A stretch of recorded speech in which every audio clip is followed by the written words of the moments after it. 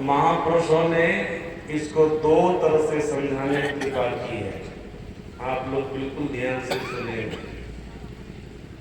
सभी शरीर का एक भाव यह है, 84 लाख प्रकार का शरीर, 84 लाख प्रकार की योनियां। इसका दूसरा भाव है शरीर चेतन आत्मा जीवात्मा 5 शरीर के अंदर रहता है। स्थूल जड़ शरीर, सूक्ष्म जड़ शरीर, कारण जड़ शरीर, महाकारण जड़ शरीर, कैवल्य चेतन शरीर जो जीव स्वरूप है।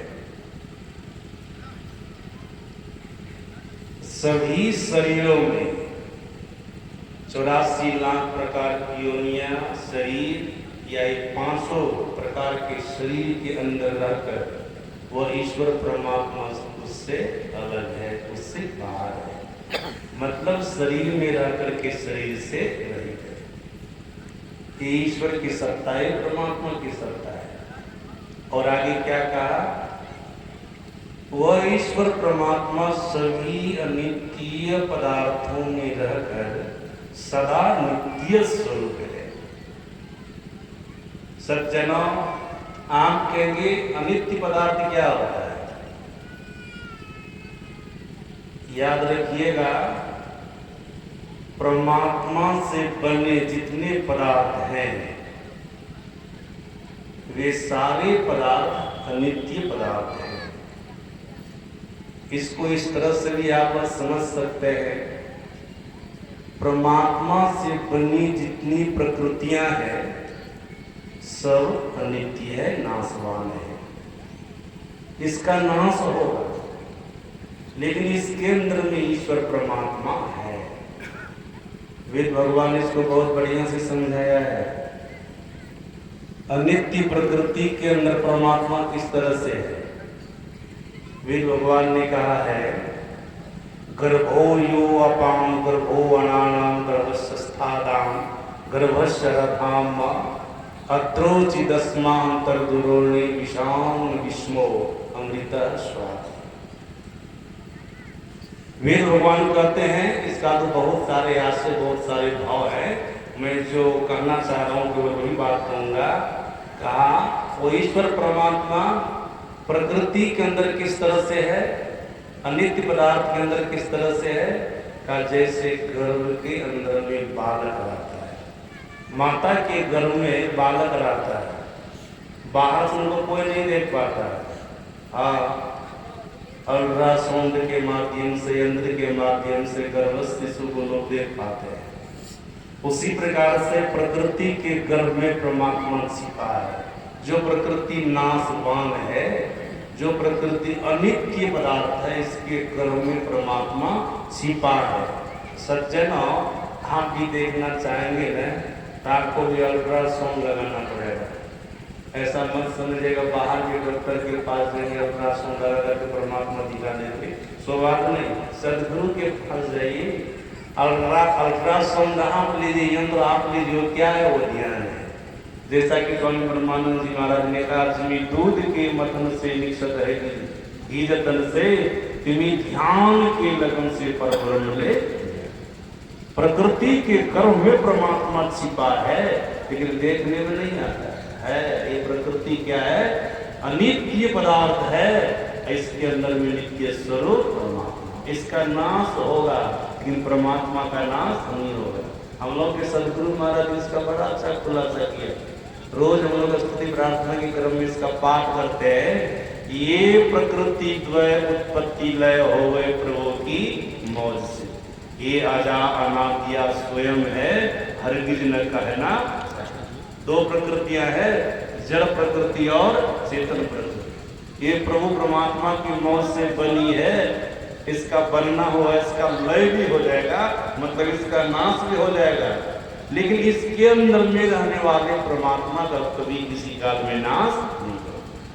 आप लोग बढ़िया से इस बात को समझ गए होंगे।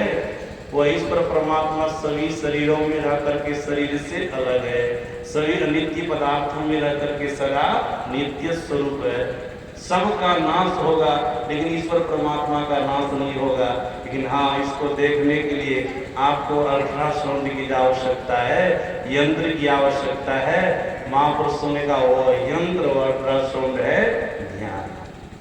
जब किसी सच्चे सदगुरु से ध्यान की विधि जानेंगे तो शरीर में रह करके शरीर से परे जो परमात्मा है, अनित्य पदार्थों में लगे जो नित्य स्वरूप परमात्मा है, उसको बढ़िया से देख लेंगे, बढ़िया से। सज्जनों याद रखिएगा, नचिकेता को जमराज ने कहा, हे नचिकेता सुनो, जो ऐसा परमात्मा है जिनका अपना स्वयं का अस्तित्व है और किसी का अस्तित्व नहीं है, अपने जीवन काल में जान लेता है उनको, तो शोक से रहित हो जाता है, दुख से रहित हो जाता है। सज्जनों याद रखिएगा, संसार के कोई भी प्राणी किसी भी प्रकार के दुख को भोगना नहीं चाहता है, किसी भी प्रकार के क्लेश को, कष्ट को भोगना नहीं चाहता है।